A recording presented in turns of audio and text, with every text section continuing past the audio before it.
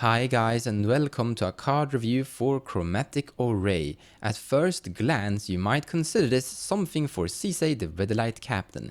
It's a 7 mana legendary artifact that let you spend mana as though it were mana of any color. So you could tap, for example, tap the Chromatic Orrery for 5 colorless and activate cEDH. Also, if you tap 5 mana and tap this thing, draw a card for each color among permanents you control.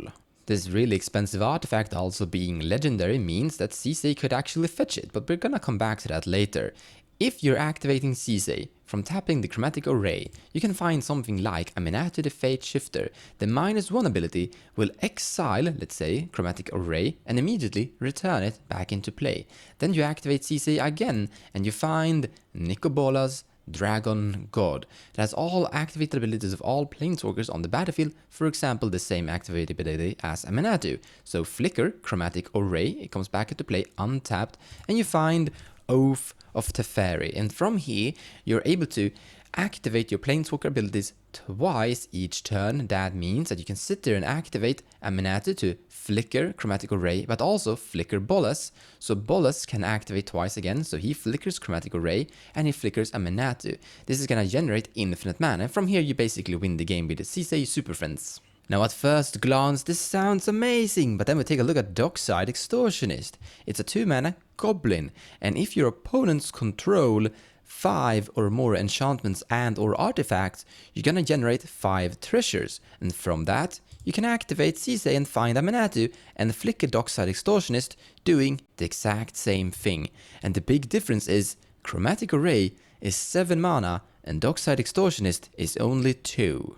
And that is the big reason why this really expensive artifact is unplayable. 7 mana is just too much. Sure, the ability is actually quite nice. It is mana fixing, color fixing for you perfectly, and it taps for 5 mana of, let's actually say it, whatever color you want. And it can also draw cards, so overall it's a good thing, but the mana cost is making it unplayable. Imagine casting Dockside Extortionist for only 2 mana, and then you still have mana left over to cast a Dovian's Veto. You currently spent 4 mana instead of 7 mana. So in Chromatic Orrery's case, you're probably gonna tap out casting it, and if it gets counterspelled, you're tapped out. I mean, just imagine someone casting a mana drain on this thing. That's a sweet dream for Thrasius that's gonna activate twice from the mana drain mana.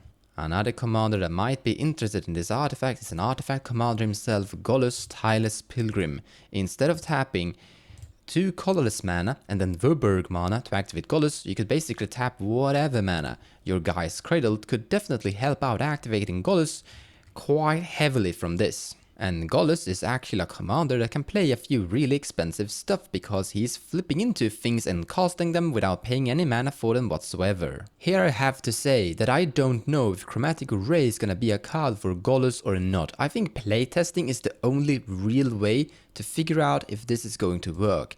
As a cEDH player, I am certain that Chromatic Orrery is not a card for the cEDH Weatherlight Captain, but for Golous, it might actually be.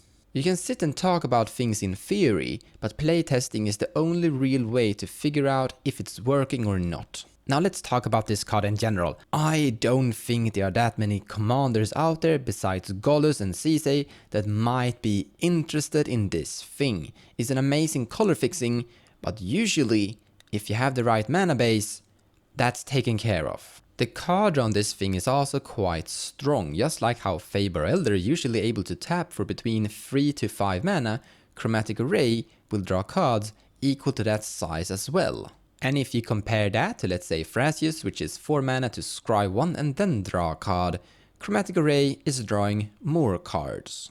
And be able to actually tap and draw cards with this, you still have to hard cast it for 7 mana. So that's a grand total 12 mana to draw somewhere between 3 to 5 cards, which I would like to say is pretty bad. The entire video could be summarized saying this: it's an amazing card, but the mana cost is making it completely unplayable. And no commander out there except maybe cEDH and Golous are actually interested in color fixing. I don't know what you're talking about. My mana cost is really tricky to fix. So in the end, I think Chromatic Orrery is a big no for cEDH. Thank you so much for watching, and I hope you enjoyed the video. If you like what I do and you wanna support me, feel free to share my videos or even checking out my Patreon page. Also, purchasing cards from the TCG Players website using the affiliate link in the description below of the video will also help the channel grow. So a big thank you to all of you.